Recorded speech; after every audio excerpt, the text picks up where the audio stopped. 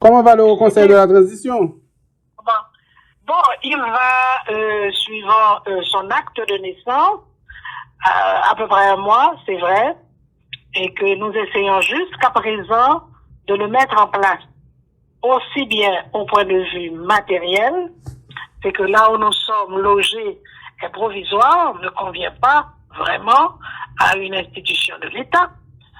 Et en outre, parce que nous sommes en train aussi de bien préciser quelle est notre fonction et nous essayons de répondre le plus possible non seulement aux attentes de la population, mais de répondre aussi à leurs critiques et à leur impatience.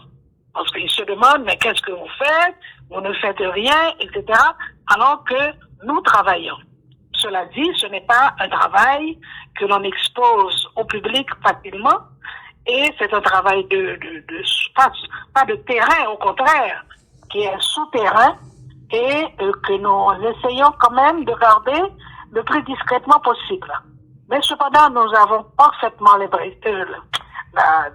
l'impression que le public attend énormément de nous et que nous ne serons peut-être pas en mesure de satisfaire les desiderata les plus importantes du public. En particulier, nous avons un phénomène qui nous touche tous dans la société, c'est le phénomène de l'insécurité. Donc, l'institution qui est nouvelle, qui recherche quand même des marques, qui essaie de se manifester le plus possible, mais néanmoins, nous avons quand même beaucoup de difficultés. Quand vous dites que là où vous êtes n'est pas adapté, vous n'êtes pas au ministère du Commerce? Oui, mais nous ne dépendons pas du ministère du Commerce. Okay. Nous sommes dans cet immeuble que je découvre pour la première fois. C'est vraiment très, très, très particulier.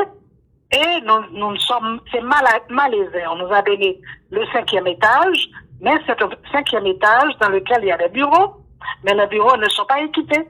Et nous avons vraiment beaucoup de difficultés pour fonctionner comme institution. Je veux dire, pouvoir employer du monde, secrétariat, etc. Il n'y a pas une feuille de papier, comme j'aime dire, dans ces bureaux. Nous avons des meubles, mais nous n'avons pas de bureau. Donc, les démarches sont entreprises et même, comment vous dire, c'est des protestations. Nous disons que on ne peut pas nous traiter de cette manière. Alors, les conséquences, c'est que les gens pensent que nous sommes à la merci du gouvernement, que le Premier ministre fait de nous ce qu'il veut, ce qui n'est absolument pas le cas. Et vous-même, Monsieur Duval, vous reconnaissez. Est-ce que vous me voyez comme une personne acceptant n'importe quoi de n'importe qui? C'est pas possible. Mais cependant, comment faire comprendre cela à une population qui souffre déjà fondamentalement d'un certain nombre de travers socio-économiques de la population et qui souffre, comme tout le monde dans le pays, du problème de l'insécurité. Le Haut Conseil, aujourd'hui, c'est les 3 membres, mais c'est combien d'employés? On n'en a pas. On ne peut pas employer du monde tant qu'on n'a pas un budget. Okay. Et le budget, nous sommes en train de le finaliser pour cette semaine. Voilà un problème que nous avions. Okay. On est en train de le finaliser. J'espère que je pourrai avoir, par exemple, une secrétaire. Et nous dépendons beaucoup, c'est vrai, de l'immeuble dans lequel nous nous trouvons pour le nettoyage. Et même, je dois dire qu'ils font ce qu'ils peuvent pour, par exemple, être à notre service en ce qui concerne l'utilisation de l'ascenseur. C'est un ascenseur qui fonctionne à double tour. Vous êtes en bas, vous devez appeler. Et après, on vous emmène au 5e étage. Donc, vraiment, il y a beaucoup de malaise. Et nous avons beaucoup de réclamations. Cependant, nous espérons que les personnes à qui nous nous adressons sont de bonne foi. Okay. Et que nous pourrons fonctionner comme n'importe quelle institution de l'État. Ok. Pour le moment, le HCT participe surtout à des réunions, organise des réunions. Qu'est-ce que vous faites comme travail pour le moment? Bon, il y a 2 niveaux de réunions.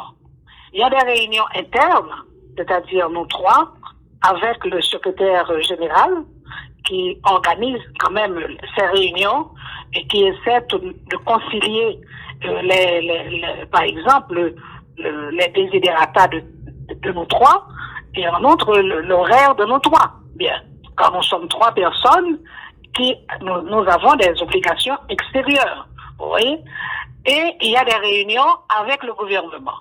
Nous avons assisté, je dois dire, à 2 ou 3 conseils de ministres. Cependant, le problème qui bloque notre assistance au conseil des ministres, c'est le fait que jusqu'à présent, un des objectifs,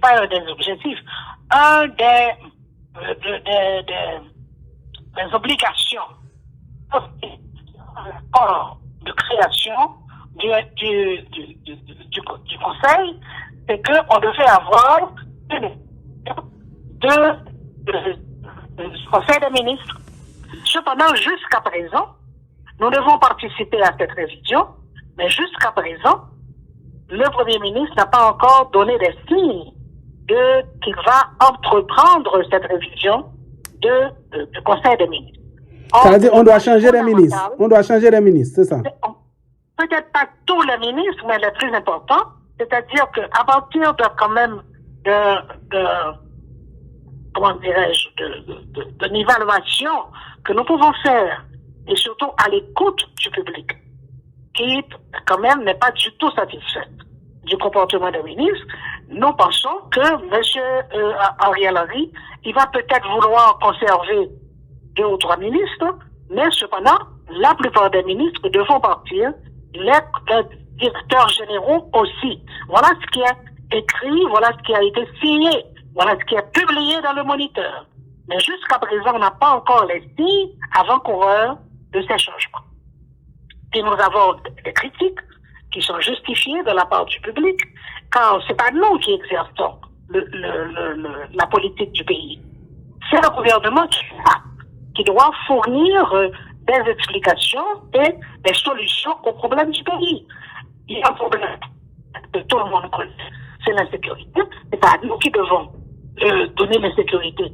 C'est le gouvernement, mais cependant, il y a des ministres chargés d'assurer la sécurité des biens et des vies, comme on dit couramment, ce n'est pas long. Mais cependant, nous sommes là, à l'écoute du public, nous entendons les reproches, nous entendons et nous véhiculons aussi les reproches qui sont adressés à ce gouvernement, et nous attendons les premiers signes d'application d'une disposition de l'accord signé, enregistré dans le Moniteur. Voilà. Ce qui signifie, pour le moment, le Conseil participe à des conseils des ministres, mais n'a pas de réunion vraiment avec le Premier ministre pour savoir... Non, on a participé à un conseil des ministres, par exemple, pour la nomination des membres de la Cour supérieure des comptes. Mais c'est tout. Mais de la Cour de cassation, de la Cour de cassation. Ah, pardon, pas la Cour de pardonnez-moi, que les auditeurs me pardonnent. C'est pas la Cour supérieure des comptes, c'est la Cour de cassation, évidemment. Et nous avons donné notre point de vue, nous avons donné notre participation. Mais par exemple, pour la Cour de cassation, on dit en général, dans le public, à ce qui nous est rapporté, soit que nous avons accepté tout ce que le gouvernement a proposé, soit que c'est nous qui avons choisi les magistrats. La vérité est beaucoup plus simple. Nous avons reçu depuis plus d'1 mois, au mois de janvier, nous étions à peine installés. Nous avons reçu une photocopie d'une correspondance adressée par le CSPJ au gouvernement, disant voilà, il y a tant de postes à pourvoir. Nous avons fait une considération, ce qu'ils appellent, on a employé cet anglicisme, le vetting, et voilà nos conclusions. Pour le poste numéro 1, voilà les noms. Poste numéro 2, voilà les noms. Et 3 membres, 3 postes, 3 noms en poste à pourvoir. Et voilà une liste de magistrats pour lesquels la conclusion du vetting est que ce n'est pas possible. Donc, il ne fallait pas toucher à cette liste. Pour la liste des 3 noms, et moi, je me souviens avoir été à un conseil des ministres pendant lequel cette question a été abordée. Je dis, écoutez, moi, je veux vous dire, en tant que moi, Myrlande Manigat, je n'appartiens pas à ce sérail. Je ne sais pas qui est qui dans la magistrature. Voilà pourquoi je vais m'adresser à des gens qui peuvent nous aider pour nous dire, voilà, faisant un peu un vetting personnel, voilà les noms qui nous sont proposés. Qu'est-ce que vous en pensez? Et nous avons eu des résultats. Et des résultats qui n'ont rien à voir avec l'opinion des gens à l'égard de cette personne recommandée, mais cependant c'est quelque chose de très sérieux. D'accord? Donc c'est pas nous qui avons choisi. Pas du tout. Et finalement, il y a eu 3 femmes choisies. Eh bien, le Premier ministre lui-même, le jour même où on a commencé à discuter de cette question, il a dit, moi je suis partisan des 30%. Il faut qu'il y ait 30% de femmes. Et il y avait 3 noms de femmes dans la liste fournie par le CSPJ. Automatiquement, ces femmes ont été choisies. Car cela correspondait effectivement à cette préoccupation de 30%. Donc voilà, si vous voulez, on essaie de trouver une formule adéquate qui préserve les prérogatives du gouvernement et qui préserve aussi notre droit à nous à cause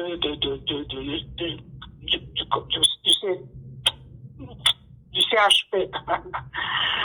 Du HCT, le pouvoir du HCT. Le pouvoir, c'est ça. Et que nous avons le droit d'intervenir. C'est ça. Nous l'avons fait d'une manière qui préserve, je dois dire, les prérogatives du gouvernement, qui préserve aussi tout de même la personnalité de citoyens qui sont des magistrats. Magistrats déjà pour le conseil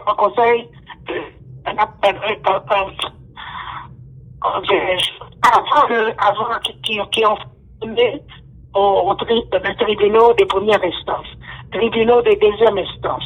Donc ce sont des personnages et dont les noms sont connus, par exemple, des gens qui sont dans le sérail. Moi, je ne les connais pas parce que je n'appartiens pas à ce sérail. Oui, je fais du droit constitutionnel, mais je ne m'occupe pas de la magistrature du pays. Ok. Ouais. Alors, une petite question, Mme Maniga. Pour revenir au gouvernement, aux changements qui doivent avoir lieu, est-ce que les 3 membres se sont déjà réunis avec le Premier ministre seulement pour évoquer les changements au sein du gouvernement? Sincérité, non. Et nous attendons précisément, parce que nous pensons que ça urge, car d'après un article de l'accord qui a été signé, tout de suite après l'installation du Conseil, on devrait avoir précisément cette affaire, parce que le problème n'est pas d'évacuer des gens pour en nommer d'autres. Le problème est de répondre aux desiderata de la population qui n'est pas du tout satisfaite à tout point de vue, que ce soit les affaires sociales, que ce soit les fatras dans les rues, etc. Et précisément les sécurités. Nous disons qu'il y a des ministres qui sont spécialement nommés en quelque sorte. Et leur principale préoccupation devrait être la sécurité. Mais alors, ils n'ont rien fait. Ou alors, ils font des choses que le public ne connaît pas et que nous autres du Conseil, nous ne connaissons pas non plus. Okay. Et ça nous gêne. Nous gêne. Parce que nous ne pouvons pas les défendre. De toute façon, nous ne sommes pas pour défendre des ministres. On pourra en parler d'autres.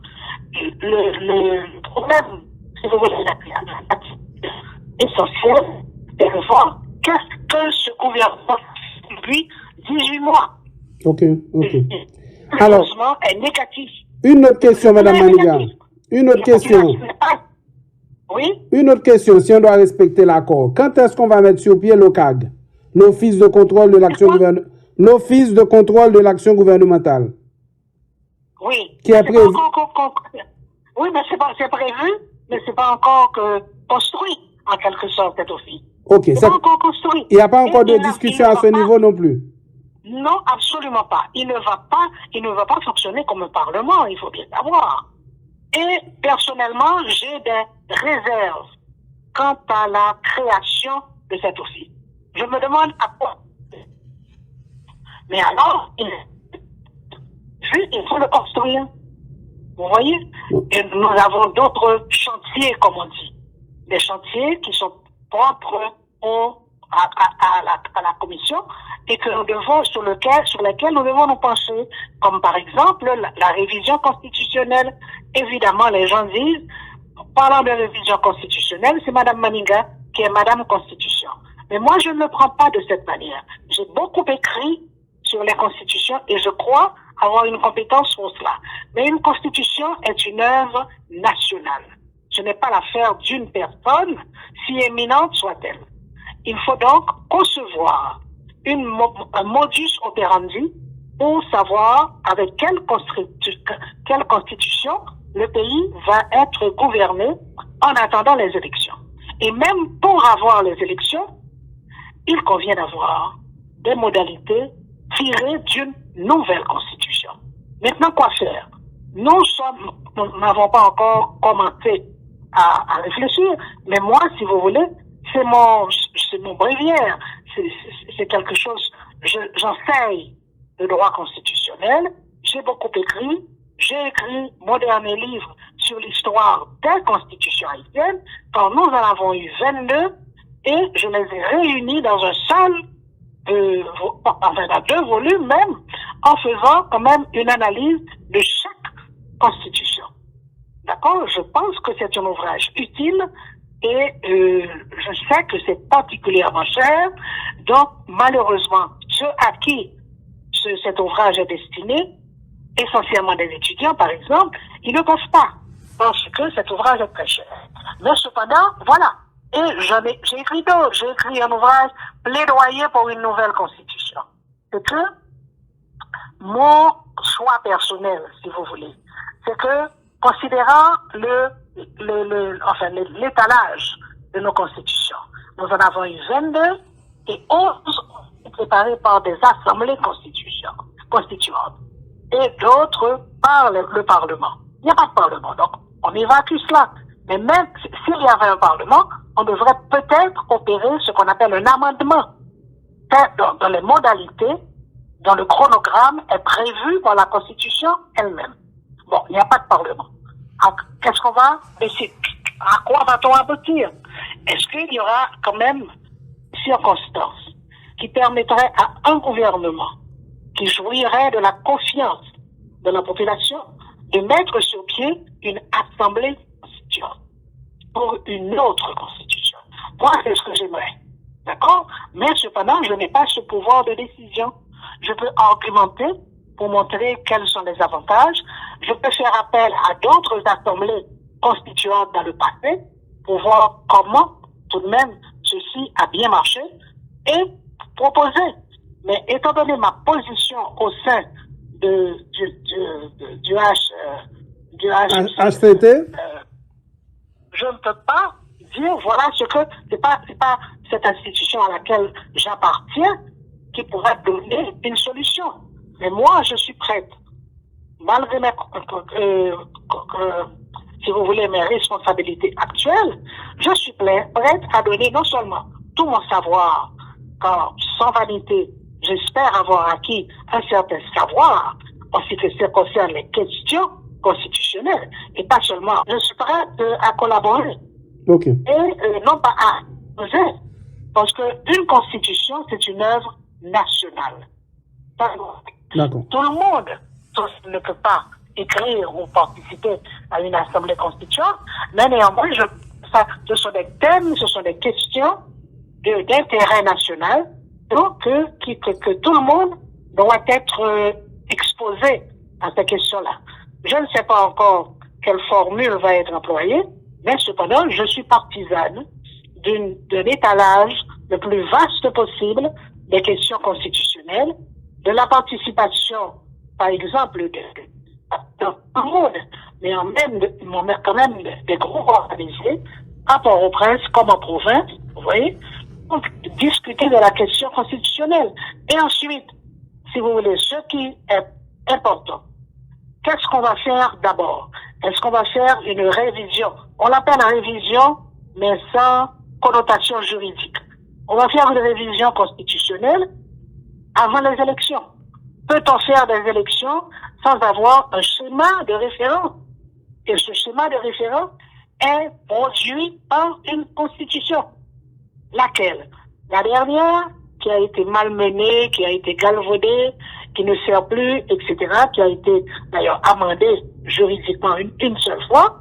Mais est-ce qu'on ne va pas quand même profiter de l'occasion pour faire un véritable, je ne dis pas tapage, mais quand même de propagande constitutionnelle. Mais une petite question, Madame Maniga. Le Nouvel-Instant a appris qu'il y a des discussions pour un élargissement du HCT. Vous confirmez?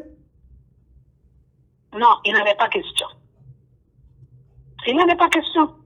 Il n'y a pas de discussion de ce genre? Pas quelque chose qui pour moi n'existe pas. Alors, qu'est-ce qui n'existe pas? Les discussions ou bien? Non, les discussions à ce sujet, non. Je ne suis pas au courant. Ok. Et personnellement, si vous voulez, quand l'idée du HCP a été élaborée et discutée, il devait avoir 5 membres. Puis ça a été ramené à 3 membres. Et ce sont les 3 membres qui font l'objet non seulement du décret, mais de l'arrêté, parce qu'il y a 2 textes constitutionnels publiés au Moniteur sur la question. C'est 3 membres. Ok. D'accord, je ne vois pas comment, brusquement, on viendrait pour dire qu'il faut faire. Enfin, si vous voulez. C'est pas comme un pâté, un tas de patates, on en met 3, ensuite on se met 5, on revient encore à 3, on revient à 5. Non. Moi, je ne suis pas au courant. Ok. Mais je ne suis pas au courant et je peux vous dire tout de suite, aurais-je été au courant que je serais contre. Voilà. Ok. Alors, parce que certains disent qu'il manque encore des secteurs qui ne sont pas représentés, d'autant plus que... Oui, mais il y a beaucoup de secteurs qui ne sont peut-être pas représentés. On ne peut pas représenter, excusez-moi, dans une institution, tous les secteurs de la vie nationale, c'est pas possible. Ok. Et en outre, comme je vous dis, moi je n'étais pas là, je n'étais pas présente lors des premières discussions, c'était 5 personnes. Ok. Là, on a pas 3. Ok. Maintenant, une dernière... Excusez-moi, et j'insiste là-dessus, il y a eu un décret et un arrêté publié dans le Moniteur à ce sujet. Ok. Une dernière question, Madame Maniga. Pour le Conseil électoral provisoire... C'est l'avant-dernière ou la dernière? Bon, peut-être la dernière. Pour le Conseil électoral provisoire, est-ce qu'on en parle ou bien c'est trop tôt? Pas tout, pas encore beaucoup.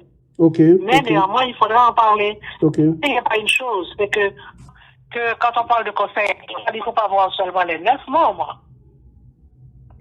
Mais en vertu de dispositions de la Constitution, on appelle qui sont caduques. Ok. Ça n'a pas empêché. Mais elles sont juridiquement caduques, ces dispositions-là. Soit. Mais en dehors des 9 membres, il y a quand même tout l'appareil qui existe encore. Les noms ne sont pas là, mais les structures sont là. Ok. Donc, est-ce qu'on va passer de côté? On laisse de côté toutes ces structures, on ne s'en sert pas du tout. Oui, donc il y a quelque chose qu'il faut voir. Mais, et si vous voulez, moi, ma grande problématique, et là je parle comme personne de droit, on doit faire une constitution et on doit préparer le conseil électoral provisoire.